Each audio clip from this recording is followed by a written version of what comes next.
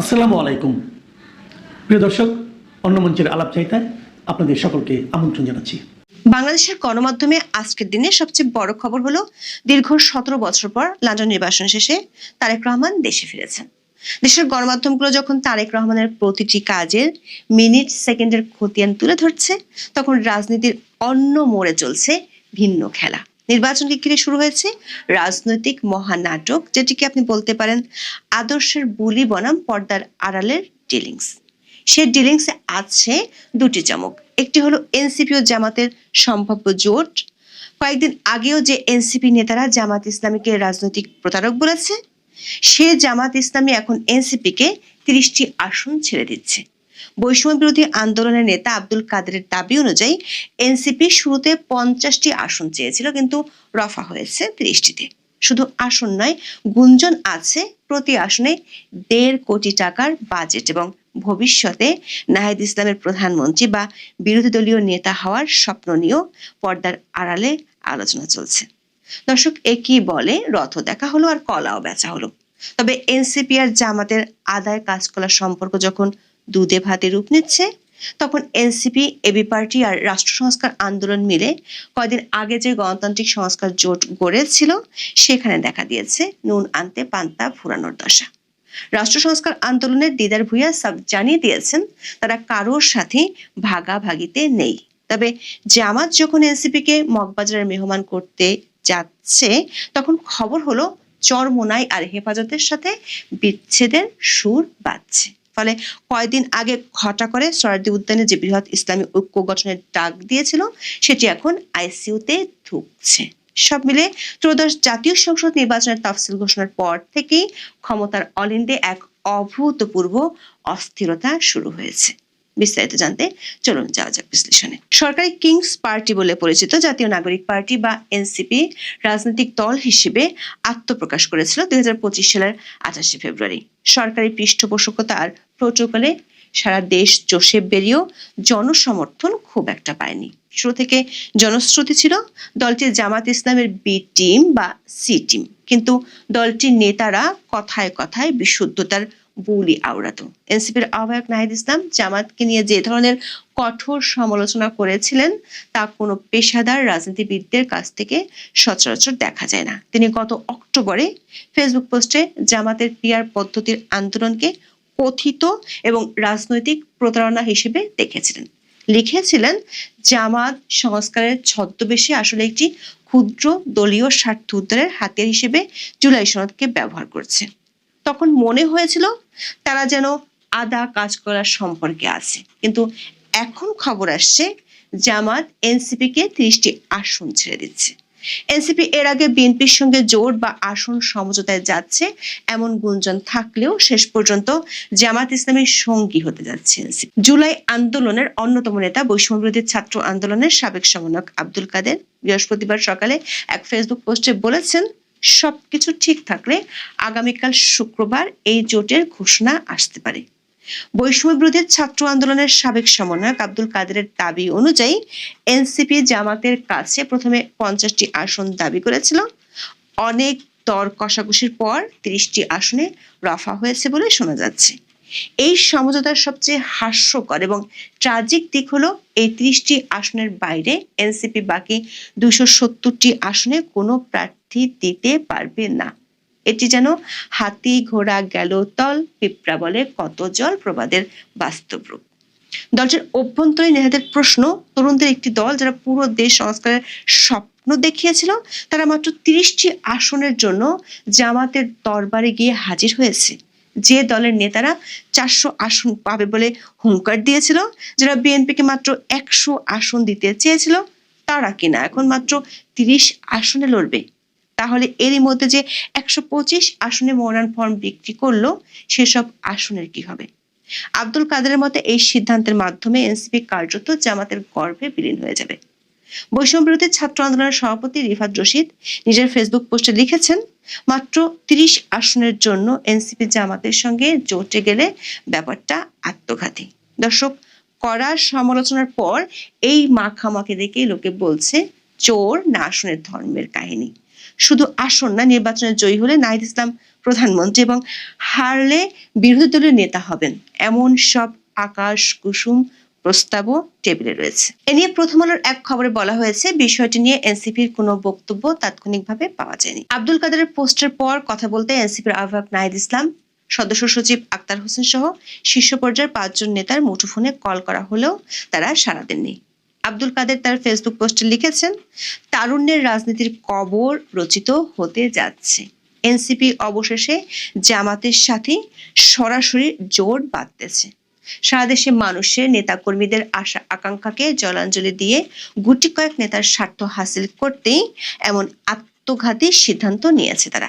সবকিছু ঠিকঠাক থাকলে আগামীকাল এই জোটের ঘোষণা আসতে পারে, আর এর মধ্য দিয়ে কার্যত এনসিপি জামাতের গর্ভে বিলীন হয়ে যাবে।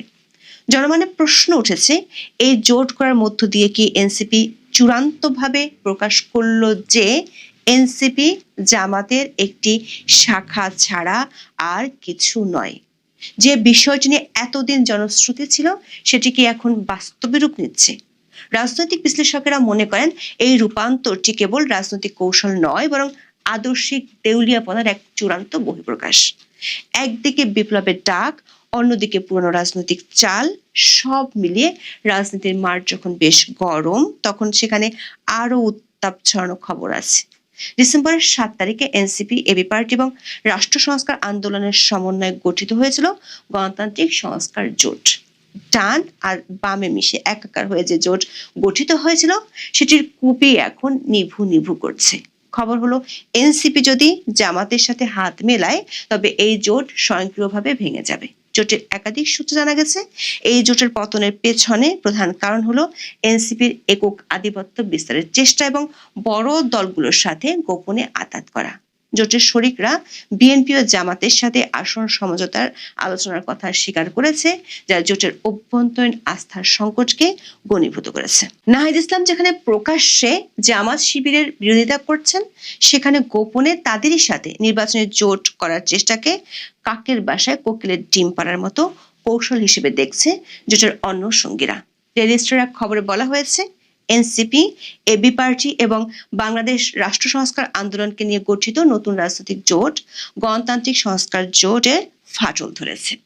বড় দুই রাজনৈতিক দলের সঙ্গে আসন ভাগাভাগি নিয়ে শরিকদের মধ্যে এই মতভেদ দেখা দিয়েছে। নেতারা বলছেন, অভ্যন্তরীণ বিরোধে এখন এই দুই জোট অস্তিত্বের হুমকিতে আছে। গত 7 ডিসেম্বর আনুষ্ঠানিকভাবে এই জোটের যাত্রা শুরু হয়, কিন্তু মনোনয়নপত্র জমা দেওয়ার শেষ দিন 29 ডিসেম্বরের মাত্র 5 দিন আগে এই সংকট সামনে এলো। জোটের নেতাদের সঙ্গে কথা বলে জানা গেছে, এনসিপি জামাতের সঙ্গে আসন সমঝোতার পক্ষে, তবে এতে আপত্তি জানিয়েছে জোটের আরেক শরিক রাষ্ট্র সংস্কার আন্দোলন। রাষ্ট্র সংস্কার আন্দোলনের যুগ্ম সাধারণ সম্পাদক দিদার ভূঁইয়া বলেছেন, সোমবার রাতে এনসিপি তাদেরকে বিষয়টি জানিয়েছে, কিন্তু তারা বিএনপি বা জামাত কারোর সঙ্গে আসন ভাগাভাগি করতে রাজি নয়। তবে এনসিপির মতো ঘরের ছেলেকে ঘরে ফেরাতে পেরে জামাত যখন খুশি, তখন দলটির আছে দুঃসংবাদও। বাংলা ট্রিবিউনের খবরে বলা হয়েছে, জাতীয় নির্বাচনকে সামনে রেখে রাজনীতিতে আরো একটি ভাঙন দেখা যেতে পারে। জামাত ইসলামী সহ 8টি ধর্মভিত্তিক দলের যে জোট ছিল, সেই জোট থেকে বেরিয়ে যেতে পারে মাওলানা মামুনুল হকের নেতৃত্বাধীন বাংলাদেশ খেলাফত মজলিস। আসন বন্টন, এনসিপির সঙ্গে জামাতের নতুন করে বোঝাপড়া তৈরির কারণে এই অবস্থা সৃষ্টি হয়েছে বলে জোটের একাধিক দলের শীর্ষস্থানীয় নেতারা একথা জানিয়েছেন। দর্শক, জামাতের নেতৃত্বে 8টি দলের এই জোটের উদ্দেশ্য ছিল নির্বাচনে এককভাবে ইসলামী দলগুলোর ভোটকে একটি বাক্সে আনা। বাংলা ট্রিবিউনকে দলটির একাধিক সূত্র জানিয়েছে, ইতিমধ্যে জামাতের সঙ্গে এনসিপির একটি বোঝাপড়া সৃষ্টি হয়েছে। নির্বাচনে এনসিপি বড় দল হিসেবে বেশি আসন চায়, পাশাপাশি আগে থেকে জামাত 200টি আসনে নির্বাচনের দাবি জানিয়ে এসেছে। এই পরিপ্রেক্ষিতে নির্বাচনী স্বার্থে এনসিপির সঙ্গে জোট করলে মামুনুল হক সেই জোট ত্যাগ করবেন।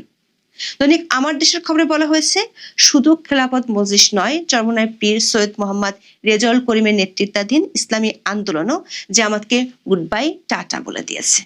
পত্রিকাটির খবরে বলা হয়েছে, ইসলামী আন্দোলন ও বাংলাদেশ খেলাফত মজলিসের চাহিদা মতো আসন সমঝোতা নিয়ে সংশ্লিষ্টদের বেশ চাপের মধ্যে রয়েছে জামাত ইসলামী। অন্যদের চাহিদা পূরণ করলে জামাতের আসন অনেক কমে যাচ্ছে, অন্যদিকে প্রত্যাশা অনুযায়ী আসন না পেলে এই প্রক্রিয়া থেকে বের হয়ে বিকল্প সিদ্ধান্ত এবং আলাদা প্ল্যাটফর্ম করারও চিন্তা রয়েছে কয়েকটি দলের। দর্শক, জামাতের সাথে এনসিপির আসন সমঝোতায় দলটিতে ভাঙন শুরু হয়ে গেছে। দলের এক কেন্দ্রীয় নেতা এরই মধ্যে পদত্যাগ করেছেন এবং নির্বাচনে অংশ না নেয়ার ঘোষণা দিয়েছেন। এক ফেসবুক পোস্টে এনসিপি ভুল পথে যাচ্ছে জানিয়ে দলটির চট্টগ্রাম মহানগর প্রধান সমন্বয়কারী ও কেন্দ্রীয় কমিটির যুগ্ম সদস্য সচিব মীর আসাদুল হক পদত্যাগের ঘোষণা দেন। তিনি বলেছেন, এনসিপি নেতারা জুলাই আন্দোলনের প্রতিশ্রুতি রক্ষায় পুরোপুরি ব্যর্থ হয়েছেন। অধ্যাপক ইউনূসের পরামর্শে গঠিত দলটির অবস্থা নির্বাচনের আগে বেশ নাজুক। বানরকে লাঠি দিলে সে যেমন 13 ঘর নষ্ট করে, শুরু থেকে দলটির অবস্থা ছিল এমন। তবে শেষ পর্যন্ত জোটের মিউজিক্যাল চেয়ার খেলায় কে জেতে সেটাই এখন দেখার বিষয়, কারণ রাজনীতিতে শেষ কথা বলে কিছু নেই। 3 বছর রাজনীতি না করার শর্তে মুচলেখা দিয়ে জেল থেকে মুক্ত হয়ে 2008 সালের শেষ দিকে লন্ডনের উদ্দেশ্যে যাত্রা করেছিলেন তারেক রহমান। 17 বছরেরও কিছু সময় বেশি পরে আজ 25 ডিসেম্বর ফিরেছেন স্বদেশে। দলের পক্ষ থেকে মানে বিএনপির পক্ষ থেকে এই প্রত্যাবর্তনকে রাজকীয় করার সকল আয়োজন করা হয়েছে। আর সরকার মানে অন্তর্বর্তী সরকার এবং তার প্রশাসন, আইন শৃঙ্খলা রক্ষাকারী বাহিনী সকলে মিলে অকৃপণ সহায়তা দিয়েছে এই রাজকীয় প্রত্যাবর্তনকে রাজসিক রাখতে, নিরাপদ রাখতে। বলা হচ্ছে তারেক রহমানের এই ফিরে আসার মধ্য দিয়ে নেতাকর্মীরা উজ্জীবিত হয়েছেন বিএনপির এবং বিভিন্ন দলের রাজনৈতিক যে সমস্ত দল আছে বাংলাদেশে তাদের নেতারাও অনেকেই বিষয়টিকে ইতিবাচক দৃষ্টিতে দেখছেন, তারেককে স্বাগত জানিয়েছেন। রাজনৈতিক বিশ্লেষকরা বলছেন বাংলাদেশের রাজনীতি এখন এক চরম মোড়ে উপনীত হয়েছে। তাই দেশে ফেরার মধ্য দিয়ে রাজনীতিতে প্রত্যাশিত পরিবর্তন আনতে হবে তারেক রহমানকে, মানে তার কাছে প্রত্যাশাটা বেশি এবং এজন্য তাকে অনেক চ্যালেঞ্জও উতরাতে হবে। এখন তিনি কতটা প্রস্তুত সেটি আসলে একটু দেখতে চেষ্টা করব। নির্বাচন নিয়ে এখনো সংশয় করার মতো যথেষ্ট কারণ আছে। অনেক রকম নন স্টেট অ্যাক্টরস সক্রিয়, চরমপন্থার হুঙ্কার এটা আছে, নৈরাজ্য তো আছেই, ইত্যাদি আরো অনেক কিছুই আছে। নির্বাচন বাধাগ্রস্ত করার বহুমুখী ফন্দি ফিকিরও কিন্তু টের পাওয়া যায়। একটি সফল নির্বাচন পর্যন্ত পৌঁছাতে হলে, একটি গ্রহণযোগ্য নির্বাচন পেতে হলে যে কথাগুলো বললাম, নন স্টেট অ্যাক্টরস, চরমপন্থার কথা বললাম, নৈরাজ্যের কথা বললাম, নৈরাজ্যবাদ সহ অনেক চ্যালেঞ্জ মোকাবিলা করতে হবে এবং সেই চ্যালেঞ্জে বিজয়ী হতে হবে। কোনো ষড়যন্ত্র যেন সফল না হয় সেটি নিশ্চিত করতে হবে। আমরা সবাই জানি বিএনপিতে অন্তরকম দল আছে, বড় দলে এটি থাকে এবং নির্বাচন এলে প্রার্থী মনোনয়ন নিয়ে এই অসন্তোষটা আরো ব্যাপকতা লাভ করে। বিপরীতে এখন পর্যন্ত বিএনপিকে টক্কর দিতে চাইছে এমন একটি দল হচ্ছে জামাত। তারা কিন্তু মাঠ পর্যায়ে বেশ গোছানো, বিশেষ করে প্রার্থী মনোনয়নের ক্ষেত্রে। নির্বাচনে বিদ্রোহী প্রার্থী নিয়ন্ত্রণ করতে না পারলে বিএনপির অনেক স্বপ্নই অধরা থেকে যেতে পারে। এখন একটি বিষয় দৃশ্যমান যে জামাতের সঙ্গে বিএনপির দূরত্ব কিন্তু এখন বেশ স্পষ্ট, কিন্তু ধর্মীয় নাম সর্বস্ব মানে এই জামাতের সঙ্গে দূরত্বের মাঝেও ধর্মীয় নাম সর্বস্ব একটি দলকে 4টি আসন ছেড়ে দিয়েছে বিএনপি আগামী নির্বাচনের জন্য। এই সমীকরণ নিয়ে ইতিমধ্যেই কথা হচ্ছে, দলের ভিতরে এটি নিয়ে অসন্তোষ, ত্যাগী অনেক নেতা মনোনয়ন পাননি, এটি নিয়ে কিন্তু বিএনপিকে বিপাকে পড়তে হতে পারে। আরেকটা চ্যালেঞ্জ হলো গণভোট। গণভোট প্রশ্নে বিএনপি এখনো দ্বিধান্বিত বলেই মনে করা হয়। এজন্য আগামী সংসদে নিরঙ্কুশ সংখ্যাগরিষ্ঠতা নিশ্চিত করতে হবে বিএনপিকে। এক্ষেত্রে বিভিন্ন দলকে দেওয়া আসন, দলের একক প্রার্থী নিশ্চিত করা সহ নানান চ্যালেঞ্জের সামনে পড়তে হবে তারেক রহমানকে, মানে পড়তে হবে কি, পড়েই আছেন। অতি সম্প্রতি জামাতের 71-এর ভূমিকা নিয়ে তিনি কথা বলেছেন, প্রশ্ন তুলেছেন। দেশের মানুষ তার কাছ থেকে সেই চিন্তার আলোকে আগামী দিনে পদক্ষেপ প্রত্যাশা করে বা করবে। তাই মুক্তিযুদ্ধের চেতনা বলুন, গৌরব বলুন, এই ইস্যুতে বিএনপিকে অনেক পরীক্ষায় উত্তীর্ণ হতে হবে সামনের দিনগুলোতে। বিএনপি তাদের 31 দফা নিয়ে উচ্ছ্বসিত হলেও, মানে সংস্কারের যে সমস্ত বাতালাপ রয়েছে, উচ্ছ্বসিত হলেও এটা আগামী দিনে অনেক চ্যালেঞ্জ তৈরি করবে বলে অনেকে, বিএনপির অনেক নেতাই মনে করছেন।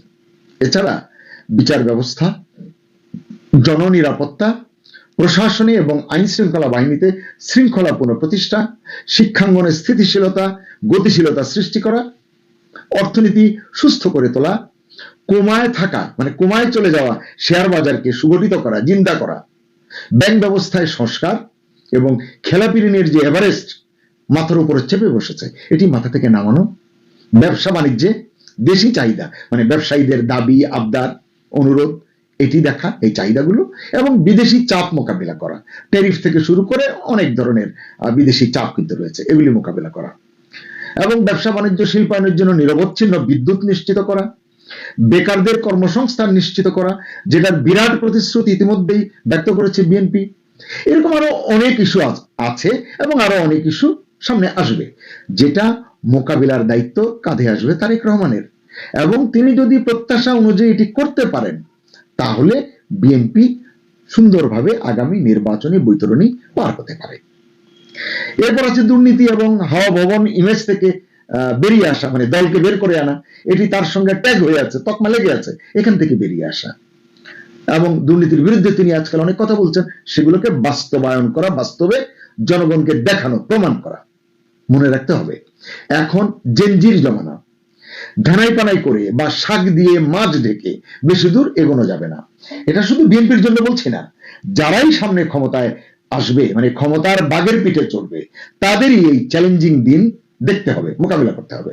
বিশাল বিশাল ঢেউ পাড়ি দিতে হবে, পারে বা তীরে বসে ঢেউ গোনার দিন কিন্তু আসলে এখন শেষ। মনে রাখতে হবে অনেক ক্ষুদ্র অথচ কৌশলী শক্তি, কারো নাম নিচ্ছে না, তারেক রহমানের বিজয়ের পথে বা অগ্রগতির পথে কাটা বিছাতে বিন্দুমাত্র দ্বিধা করবে না। এটা প্রকাশ্য এবং অপ্রকাশ্য দুই প্রক্রিয়ায় এই চ্যালেঞ্জটি আসতে পারে। গত 17 বছর তিনি দেশের বাইরে ছিলেন, আমরা দেখেছি বিএনপি ভাঙার অনেক চেষ্টা হয়েছে, শুনেছি আমরা এগুলো, কিন্তু কার্যকর হয়নি সেভাবে, একজন দুইজন টুটকা ফুটকা ছিটকা গেছে সেটা বিষয় না। এবার তারেক রহমানের উপস্থিতিতেই তার দলের অনেক ত্যাগী নেতা কাবাব মে হাড্ডি হয়ে উঠতে পারেন। এটি মনোনয়ন সংক্রান্ত বিষয়, স্বার্থের ব্যাপার, নানান কিছু আছে, এটা এখনই বুঝতে হবে। নির্বাচনের পর বুঝে লাভ নেই, আফসোস করে কোনো লাভ নেই। তৃণমূল, বিএনপির তৃণমূল সংঘাতে জড়ালে ক্ষতির পাল্লা তারেকের দিকেই ভারী হবে। দেশের আইন শৃঙ্খলা পরিস্থিতি ঠিক করার মুরদ নেই অন্তর্বর্তী সরকারের, যতই তারা কথা বলুক না কেন। তাই এটা নির্বাচনের আগে সবচেয়ে বড় চ্যালেঞ্জ, প্রতিটি নির্বাচনমুখী দলকে এটি মোকাবিলা করতে হবে। তারেক রহমানের জন্য নিরাপত্তা চ্যালেঞ্জটা অনেক বেশি বড় তার নিজের জন্য, এবং এটা শুধু বড় নয়, এটা ভারী হয়ে উঠতে পারে, কঠিন হয়ে যেতে পারে। বেশি নিরাপত্তা ঘেরাটোপে যদি তিনি থাকেন, সরকার যেটি তাকে দিতে চায়, এই নিরাপত্তা ঘেরাটোপে থাকলেও তার ক্ষতি, বেশি খোলামেলা এবং উদার হলেও ক্ষতি, মানে বিপদ। অনেকটা সেম রাখি না কুল রাখি অবস্থা। ভার্চুয়ালি এতদিন তিনি রাজনীতি করেছেন, সেই ভার্চুয়াল সংযোগে এই চ্যালেঞ্জগুলো ছিল না। একটা কথা শোনা যায়, প্রশাসনে বিএনপি যেমন লোক আছে তেমনি জামাতও পিছিয়ে নেই। তবে বলা হয় আইন শৃঙ্খলা বাহিনীতে জামাতই নাকি এগিয়ে আছে, অনেকে এটি মনে করেন। আর নির্বাচনী কৌশল বলেন বা ইঞ্জিনিয়ারিং বলেন, মাঠে ময়দানে প্রকাশ্য লড়াই বা চোরাগোপ্তা মাইর বলেন, হামলা বলেন, জামাতের সঙ্গে পেরে ওঠা একটু কঠিন হতে পারে বিএনপির জন্য। নির্বাচনের পরের সমস্যাটা আরো জটিল। ইউনূস সরকার দেশটাকে যে জায়গায় রেখে যাবে, সেখান থেকে এটাকে এগিয়ে নিতে হলে বাঘে মহিষে এক ঘাটে পানি খাওয়াতে হবে। এর জন্য প্রয়োজন হবে বাড়তি এফোর্ট, অনেক স্মার্ট ম্যানেজমেন্ট, সেটি মাথায় রাখতে হবে। ইতিমধ্যেই তারেক রহমান নিজে এবং তার দলের শীর্ষ নেতারা যেসব প্রতিশ্রুতি এবং পরিকল্পনার কথা দেশবাসীকে শুনিয়েছেন, বলেছেন, নির্বাচনের পরে সেসব বাস্তবায়ন করা চারটিখানি কথা নয়। গত 18 মাসের অনেক অমীমাংসিত সমস্যার সমাধানও করতে হবে সামনের দিনগুলোতে, নয়তো ইউনূস সরকারের মতো দাবি আদায়ের চাপের কাছে নাজেহাল হতে হবে প্রতিনিয়ত। কারণ মানুষের প্রত্যাশা এখন অনেক বেড়েছে এবং অবধারিতভাবেই সেটা বিএনপির কাছে। এরও কারণ আছে, কারণ এখন পর্যন্ত নির্বাচনে আওয়ামী লীগের অংশগ্রহণের সম্ভাবনা নেই এবং আওয়ামী লীগ যদি অংশ না নিতে পারে বা না নেয়, তাহলে আওয়ামী লীগের ভোটারদের নিয়েও কিন্তু আরেকটা চ্যালেঞ্জ আছে সামনে। সেখানে জামাতের সঙ্গে বিএনপি কতটা পেরে উঠবে, এটি একটি বড় প্রশ্ন। এছাড়া তার সামনে আইনি এবং রাজনৈতিক চ্যালেঞ্জও কম নয়। প্রথমত, আইনি প্রক্রিয়ার মাধ্যমে সব মামলা থেকে স্থায়ীভাবে খালাস পাওয়া তারেক রহমানের জন্য অত্যন্ত জরুরি। দ্বিতীয়ত, ছাত্র জনতার গণ অভ্যুত্থান পরবর্তী বাংলাদেশে সাধারণ মানুষের যে প্রত্যাশা বেড়েছে, যেটা বললাম, পুরনো ধারার রাজনৈতিক সংস্কৃতি থেকে বেরিয়ে নতুন প্রজন্মের কাছে গ্রহণযোগ্য হওয়ার রাজনীতিটি করতে হবে, এবং সেটি এখন তারেক রহমানের জন্য অনেক বড় পরীক্ষা। একই সঙ্গে দলের অভ্যন্তরীণ কোন্দল, আগেও বললাম, এটি আসলে বারবার বলতে হবে, বড় দলগুলোর জন্য এটি সংকট। আওয়ামী লীগ যদি নির্বাচনে থাকতো, তাদের জন্য এই সংকটটি থাকতো। এই অভ্যন্তরীণ কোন্দল নিরসন করতে হবে এবং শৃঙ্খলা বজায় রাখতে হবে, এগুলো আসলে অন্যতম প্রধান কাজ। তারেক রহমান বাংলাদেশ ফার্স্ট, সবার আগে বাংলাদেশ, এরকম একটি নীতি গ্রহণ করেছেন। রাষ্ট্র পরিচালনায় সূক্ষ্ম ভারসাম্য রক্ষার সক্ষমতাই কেবল বাংলাদেশ ফার্স্ট নীতি বাস্তবায়নে সহায়ক হতে পারে। এজন্য প্রথমত জাতীয় স্বার্থকে অগ্রাধিকার দিতে হবে। বোঝা যায় সেটি তিনি দিবেন, কিন্তু পারিপার্শ্বিক শক্তিগুলোর সঙ্গে ভারসাম্য টানবেন কিভাবে, সেটি স্পষ্ট হওয়া দরকার। কারণ এখানে পারিপার্শ্বিক শক্তিগুলো একেবারে উড়িয়ে দেওয়ার কোনো সুযোগ নেই।